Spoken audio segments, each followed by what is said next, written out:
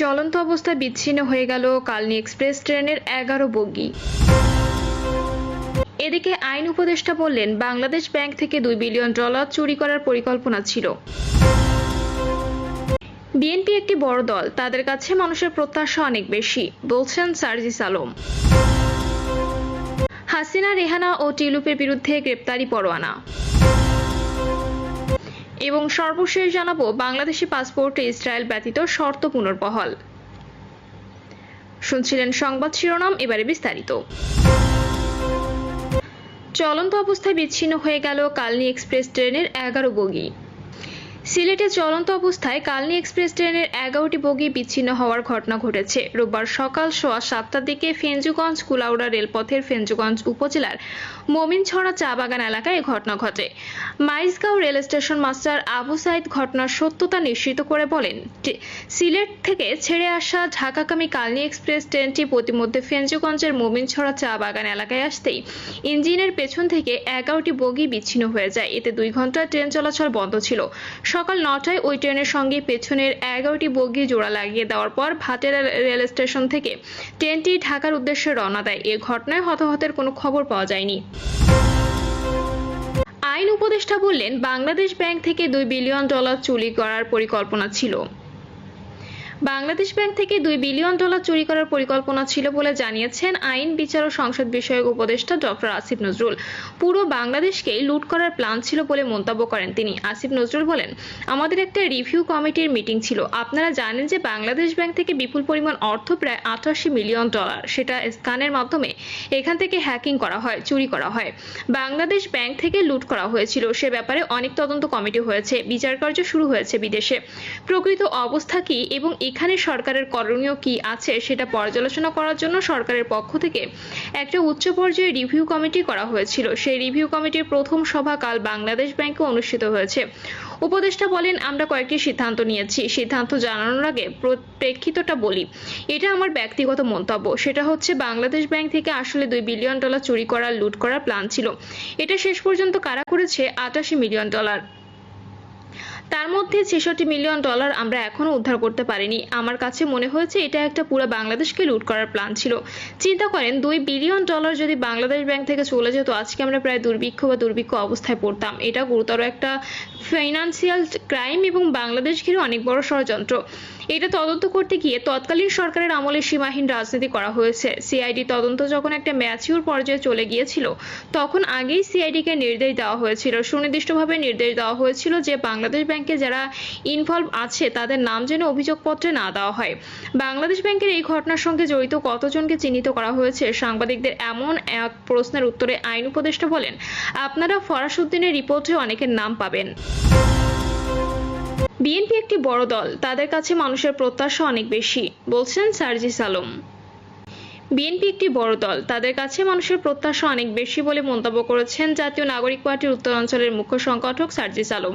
তিনি বলেন, আমরা যদি গণতান্ত্রিক বাংলাদেশের দিকে এগিয়ে যেতে চাই, তাহলে যে রাজনৈতিক দল ক্ষমতায় আসুক না কেন, যে ছাত্ররা অভ্যুত্থানে নেতৃত্ব দিয়েছে, তাদের প্রতি এতটুকু শ্রদ্ধা সকল রাজনৈতিক দলের ব্যক্তিবর্গের থাকা উচিত।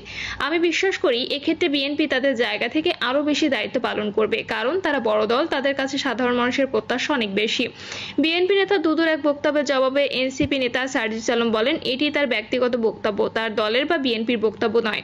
তারা রাজনীতিতে আমাদের সিনিয়র, তাদেরকে দেখে আমরা শিখবো, সামনের দিকে এগিয়ে যাব। কিন্তু তারা যদি বয়সের দিক থেকে যারা অনুজ, তাদের সামনে রেখে প্রতিহিংসামূলক বা ছোট করে কথা বলার কালচার, সেটা যদি আবার তৈরি হয়, যেটা আমরা দেখতাম শেখ হাসিনা ডক্টর ইউনূসকে নিয়ে, বেগম খালেদা জিয়াকে নিয়ে ছোট করে কথা বলতেন, এটা রাজনৈতিক সৌহার্দ্য নষ্ট করে ফেলেছিল। আমরা একই কালচার তাদের কাছে দেখতে চাই না। সার্জিস আলম আরো বলেন, আমাদের জন্য তাদের কাছে যদি কোনো পরামর্শ থাকে, সেই পরামর্শ দেওয়ার একটা সুন্দর সম্পর্কের মধ্য থেকে দেওয়া উচিত। আমরা সেটাই প্রত্যাশা করব। ছাত্র আন্দোলনের কারণে শিক্ষার একটি সুস্থ পরিবেশ নষ্ট হয়ে গিয়েছে, এটি আসলে ঠিক না। পরিবেশ কিছুটা বিঘ্নিত হয়েছে, আমরা শেষ হয়ে গিয়েছি, নষ্ট হয়ে গিয়েছি, এই কথাটা আমরা বলতে পারি না। ছাত্র জনতার এত বড় ত্যাগ, এত বড় একটি অভ্যুত্থান, আর এই মানুষগুলো এখন এভাবে মিডিয়ার সামনে বুক ফুলিয়ে স্বাধীনভাবে কথা বলছেন। কিছুটা হলেও পড়াশোনার পরিবেশ বিঘ্নিত হয়েছে, কিন্তু এত বড় ত্যাগ, এই ত্যাগ শুধুমাত্র তাদের ত্যাগ নয়, পুরো বাংলাদেশের। ভারতের ট্রান্সশিপমেন্ট চুক্তি বাতিল প্রসঙ্গে সার্জিস আলম বলেন, বাংলাদেশ ভারত দুটি পাশাপাশি প্রতিবেশী দেশ, কখনোই এই দুটি দেশের সম্পর্ক এমন হয়ে যাবে না যে মুখোমুখি দাঁড়িয়েছে। আমরা এটা প্রত্যাশা করি না। না। ভারতের কাজ ভারত কিভাবে বাংলাদেশকে ডিল করছে, কোন চোখে দেখছে, এই জিনিসগুলো ভারতের সাথে বাংলাদেশের সম্পর্ক নির্ধারণ করবে। কোনো কিছুই কখনো থেমে থাকে না। আমাদেরও কেউ যদি অনৈতিক বা অযৌক্তিকভাবে কোনো একটি সুবিধা বঞ্চিত করে, দেশ হিসেবে বাংলাদেশ তার অপশন খুঁজে নেবে। সবকিছুরই কোনো না কিছু বিকল্প একটি অপশন রয়েছে। এমন করে বড় বড় পরাশক্তি অনেককেই চেপে ধরার চেষ্টা করেছে, সুযোগ সুবিধা বন্ধ করে দিয়েছে। দিন শেষে ওই ছোট ছোট শক্তিগুলো আরো অসংখ্য বিকল্প পথের মধ্য দিয়ে শক্তিশালী হয়েছে। এনসিপির এই নেতা আরো বলেন, আমরা মনে করি শুধু ভারত নয়, এই ক্ষেত্রে পৃথিবীর যে কোনো দেশ যদি বিভিন্ন বাণিজ্যিক চুক্তি বা সুযোগ সুবিধার জায়গায় আমাদেরকে চেপে ধরার চেষ্টা করে, গোটা বিশ্ব আমাদের জন্য খালি রয়েছে। আমরা বিশ্বের অন্য জায়গায় যেখানে ভ্রাতৃত্বের সম্পর্ক রয়েছে সেই সম্পর্ক রেখে আমরা আমাদের সুন্দর একটি বাণিজ্যিক সম্পর্ক করতে পারবো। আমরা বিশ্বাস করি ভারত রাজনৈতিক দল হিসেবে নয়, বরং একটি দেশ হিসেবে ফাংশন করবে এবং দেশ হিসেবে আরেক দেশের সাথে তার বাণিজ্যিক চুক্তিগুলো করবে। হাসিনা, রেহানা ও টিউলিপের বিরুদ্ধে গ্রেপ্তারি পরোয়ানা। রাজধানী উন্নয়ন কর্তৃপক্ষের প্লট বরাদ্দে দুর্নীতির অভিযোগে দুদকের করা মামলায় সাবেক প্রধানমন্ত্রী শেখ হাসিনা, বোন শেখ রেহানার মেয়ে ও সাবেক British MP tulip Rizwana Siddiqui, ছেলে রাদওয়ান মুজিব সিদ্দিক ও অপর মেয়ে আজমিনা সিদ্দিকের বিরুদ্ধে গ্রেপ্তারি পরোয়ানা জারি করেছেন আদালত। ঢাকার মেট্রোপলিটন সিনিয়র স্পেশাল জজ জাকির হোসেন গালিবের আদালত দুদকের দেওয়া চার্জশিট আমলে গ্রহণ করেন। আসামিরা পলাতক থাকায় আদালত তাদের বিরুদ্ধে গ্রেপ্তারি পরোয়ানা জারি করেছে। আদালতে দুদকের প্রসিকিউশন বিভাগের সহকারী পরিচালক আমিনুল ইসলাম এই তথ্য নিশ্চিত করেন। এর আগে গত বৃহস্পতিবার সাবেক প্রধানমন্ত্রী শেখ হাসিনা, তার মেয়ে সাইমা ওয়াজেদ পুতুল সহ 18 জনের বিরুদ্ধে গ্রেপ্তারি পরোয়ানা জারি করেন আদালত। জানা যায়, পূর্বাঞ্চলে 60 কাঠা প্লট বরাদ্দ নেওয়ার প্রমাণ পাওয়ার ক্ষমতাচ্যুত সাবেক প্রধানমন্ত্রী শেখ হাসিনা ও তার বোন শেখ রেহানার পরিবারের সদস্য সাবেক প্রতিমন্ত্রী শরীফ আহমেদ, প্রধানমন্ত্রীর সাবেক একান্ত সচিব সালাউদ্দিন এবং জাতীয় গৃহায়ন ও গণপূর্ত মন্ত্রণালয়ের 14 কর্মকর্তার বিরুদ্ধে পৃথক 8টি অভিযোগপত্র বা চার্জশিট দাখিল করে দুর্নীতি দমন কমিশন। বাংলাদেশি পাসপোর্টে ইসরায়েল ব্যতীত শর্ত পুনর্বহাল। বাংলাদেশের পাসপোর্টে অ্যাকসেপ্ট স্টাইল বা ইসরায়েল ব্যতীত শর্ত ফের বহাল করা হয়েছে। গত 7 এপ্রিল তারিখে উপসচিব নীলিমা আফরোজের সই করা একটি প্রজ্ঞাপন থেকে এই তথ্য জানা যায়। ওই প্রজ্ঞাপনে বলা হয়েছে, উপযুক্ত বিষয়ের পরিপ্রেক্ষিতে যথাযথ প্রক্রিয়া অবলম্বন করে আগের মতো বাংলাদেশি পাসপোর্টে ইসরায়েল ব্যতীত শর্ত পুনর্বহালের প্রয়োজনীয় ব্যবস্থা গ্রহণের জন্য নির্দেশনার অনুরোধ করা হলো। আগে বাংলাদেশের পাসপোর্টে লেখা থাকতো, এই পাসপোর্ট বিশ্বের সব দেশের জন্য বৈধ, ইসরায়েল ব্যতীত। তবে শেখ হাসিনা নেতৃত্বাধীন আওয়ামী লীগ সরকার 2020 সালে দেশের নতুন পাসপোর্ট চালু করলে সেই পাসপোর্টগুলো থেকে এই লেখা বাদ দেয়।